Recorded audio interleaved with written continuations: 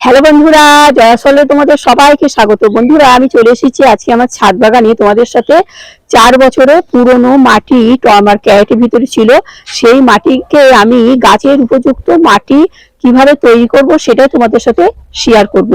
তো তাহলে চলো যা যাক, বেশি দেরি না করে আমি তাড়াতাড়ি ভিডিওটা শুরু করি। আমি এই 4 বছরের পুরনো মাটি আমি কিভাবে গাছ বসানোর উপযুক্ত মাটি তৈরি করব এবং কি কি দিয়ে তৈরি করব সেটাই তোমাদের সাথে শেয়ার করব। তাহলে চলো যা যাক। বন্ধুরা, এই আমার এই ক্যারেটের ভিতর দেখো, আমার এই 1 ক্যারেট মাটি ছিল। এই মাটিগুলো আমি সমস্ত ঢেলে নিয়েছি এখানে।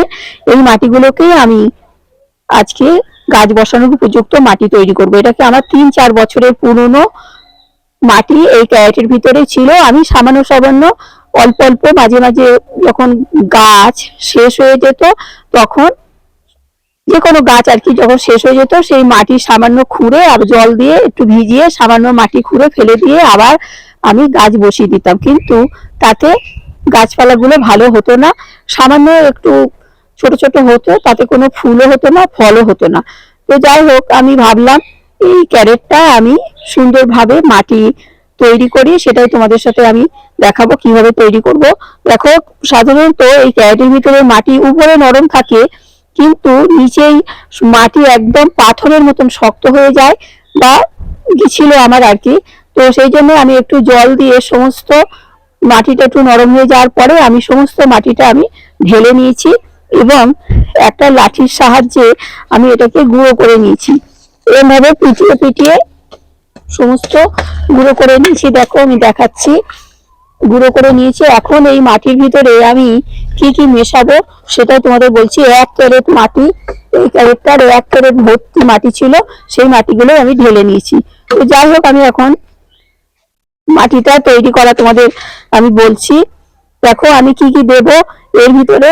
আমি মাটি তো দেবই, তাছাড়া 1 বালতি 5 লিটারের 1 বালতি গোবর সার দেব, আর শুকনো পাতা দেব কিছু, আর দেব কিচেন কম্পোস্ট। রান্নাঘরে পেঁয়াজের খোসা, ডিমের খোসা, কলার খোসা, ফলের খোসা সব আর কি দিয়ে দেব। এর ভিতরে ছোট ছোট করে টুকরো টুকরো করে কেটে এর ভিতরে দিয়ে দেবো মাটিটার ভিতরে। তারপরে ভালো করে মিক্স করে জলের আমি এই মাটিটার ভিতরে কিছু চুন দিয়ে দেবো। চুনে প্রচুর ক্যালসিয়াম থাকে এবং নানান রকম পোকামাকড় মারতেও সাহায্য করে। তো যাই হোক, আমি এই চুন কিছু দিয়ে দেবো, আর দিয়ে দেবো কিছু খোল, নিম খোল।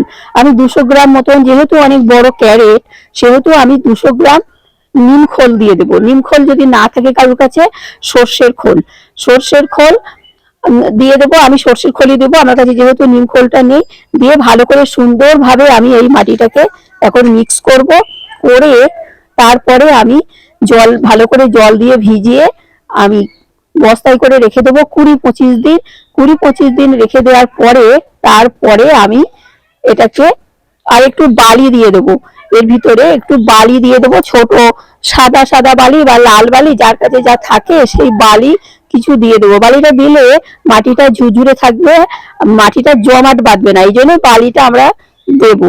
তো যাই হোক, যেহেতু অনেক পুরনো মাটি, তো পুরনো হলেও অসুবিধে নেই। মাটিগুলোকে আমরা সুন্দরভাবে দেখো গুঁড়ো করে নিয়েছি, একদম ঝুরঝুর ঝুরঝুর ঝুরঝুর করছে প্রায়। তো যাই হোক, এর ভিতরে আমি এখন সব পরপর মিশিয়ে দেবো, দিয়ে একটা বস্তায় করে রেখে দেবো। আমি আগে মিশিয়ে নিই, তারপরে আবার ফিরে আসছি।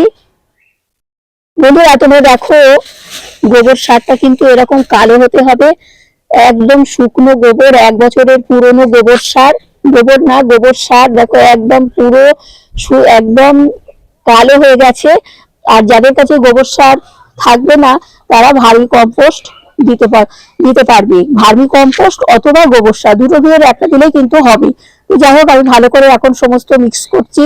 এইবারে আমি এর ভিতরে সবজির খোসা এই সমস্ত আছে, কিচেন কম্পোস্ট, এইগুলো সব আমি ঢেলে দিচ্ছি। দেখো, সমস্ত আমি এর ভিতরে সব ঢেলে দিচ্ছি। বন্ধুরা, আমি তাহলে এর ভিতরে মাটিটার ভিতরে সমস্ত সবকিছু আর কি মিশিয়ে দিলাম। যেমন শুকনো পাতা পচা দিলাম, শুকনো পাতা আর কি দিলাম, কিচেন কম্পোস্ট, রান্নাঘরের সমস্ত পেঁয়াজের খোসা, ডিমের খোসা, সমস্ত কিছু এই সমস্ত আর কি সব সব দিয়ে দিলাম। তারপরে দিয়ে দিলাম কিছু চুন আর গোবর সার দিয়েছি, আর দিয়েছি সর্ষের খোল, 200 গ্রাম মতন সর্ষের খোল। যেহেতু আমার ক্যারেটটা বড় সেই জন্য 200 গ্রাম মতন সর্ষের খোল দিয়েছি। এবারে আর কিছু বালি, এবারে আমি সুন্দরভাবে এটাকে মিক্স করে নেব, জলে সুন্দরভাবে মিক্স করে নিচ্ছি। দেখো ভালো করে আমি মিক্স করে নেবো, এপিট ওপিট একদম উল্টে পাল্টে সুন্দরভাবে মিক্স করে নেব। তারপরে আমি জলের ছিটে দিয়ে আমি বস্তায় করে রেখে দেবো। আমি এই ক্যারেটটা তো তোমাদের তৈরি করা দেখালাম, এটাকে আমি 20-25 দিন কিন্তু আমি রেখে দেবো। আমি কিন্তু এর ভিতরে এখন গাছ বসাবো না। 20-25 দিন পরে আমি এটাকে বস্তার ভিতর পুরো ভালো করে জল দিয়ে একটু হালকা ছায়াচ্ছন্ন জায়গায় রেখে দেব। বেশি রোদ্দুরও না আর বেশি ছায়াও না, মানে হালকা হালকা রোদ্দুর এমন জায়গায় রেখে দেবো যাতে এটাকে 25 দিন পরে আমি এটাকে পুরো বস্তা থেকে বা বালতি হোক বস্তায় হোক যার ভিতরে রাখি না কেন 20-25 দিন পরে আমি রোদ্দুরে হালকা করে দুদিন শুকিয়ে নেব। নেওয়ার পরে তারপরে আমি গাছগুলো বসাবো, দানা বসাবো। আমি সমস্ত দানা আমার রেডি হয়ে গেছে। পরবর্তী ভিডিওতে আমি আসবো নভেম্বর মাসে কি কি বীজ বসাবো সেটা তোমাদের সাথে আমি আবার পরবর্তী ভিডিওতে আসবো। আমি আজকে তোমাদের এই মাটি তৈরি করাটা দেখো 4 বছরের পুরনো মাটি আমি তৈরি করার তোমাদের সাথে শেয়ার করলাম। এটাকে আমি এখন রেখে দেব।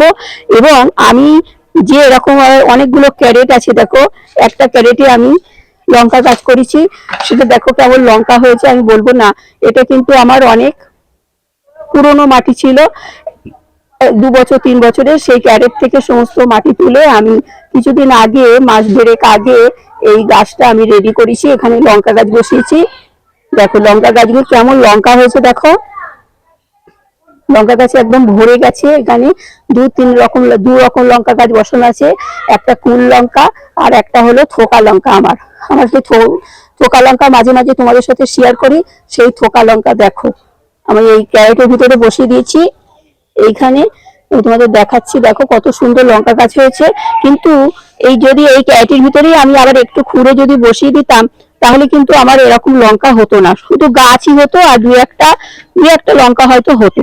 তো সেই জন্য আমি ভাবলাম এই ক্যারেটটা আমি যেহেতু আমি রেডি করছি সেহেতু তোমাদের সাথে একটু শেয়ার করি। তোমাদের যদি এরকম ক্যারেট থাকে বা বস্তা থাকে, আমি অনেকদিন আগে আমি বস্তার ভিতরে মাটি রেডি করা তোমাদের সাথে শেয়ার করেছি। আজকে ক্যারেটের ভিতরে কিভাবে 4 বছরের পুরনো, বন্ধুরা আমার যখন গাছ শেষ হয়ে যায় আমি কিন্তু বা কোনো সবজি যখন শেষ হয়ে যায় তখন কিন্তু ক্যারেটের মাটি এইভাবেই আমি ভালো করে রেডি করে রাখি বস্তার ভিতরে বা বালতির ভিতরে রেখে, তারপরে 20-25 দিন পরে রোদ্দুরে দিয়ে তারপরে কিন্তু আমি গাছ বসাই।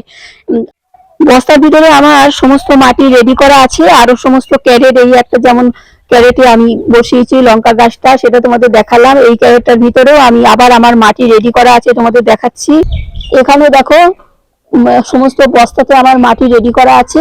আমি মাঝে মাঝে একটা দুটো করে ক্যারেট ঢালি, মাটিগুলো ঢেলে তারপরে আবার সেই মাটি আবার রেখে দিই বস্তার ভিতরে। আবার সেই যে মাটিগুলো তৈরি করে রাখি সেগুলো আবার ক্যারেটের ভিতর দিয়ে আমি গাছ বসাই। এখন তাহলে আমি মাটিগুলোকে, যে মাটিটা আমি তৈরি করছি এর ভিতরে আমি ভালো করে জল দিয়ে ভিজিয়ে দেব। খুব বেশিও না কম না, বেশ ভালো করে আর কি ভিজিয়ে দেব। দিয়ে ভালো করে একদম আবার উপর নিচে করে নেব, এরকম ভাবে মিক্স করে নেব।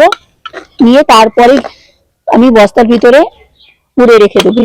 আর যে ক্যারেটের ভিতরে আমি 1 মাস আগে যে আমি গাছগুলো বসিয়েছিলাম সেইগুলো কেমন হয়েছে সেটা তোমাদের আমি একবার দেখিয়ে দিচ্ছি। চলো বন্ধুরা, আমার বস্তার ভিতরে যে সমস্ত মাটিগুলো আমি রেডি করে রেখেছিলাম, তো এখন সেই কিছুদিন আগে, মাস দুয়েক আগে এই ক্যারেটটা আমি রেডি করেছিলাম, করে তার ভিতরে সমস্ত গাছ আমি বসিয়ে দিয়েছিলাম। দেখো শসা গাছ, শসাও ধরে গেছে, 1.5 মাস মতন হয়েছে। আর দেখো উচ্ছে গাছ বসিয়েছিলাম, আর উচ্ছে গাছে কেমন ছোট ছোট উচ্ছে ধরেছে।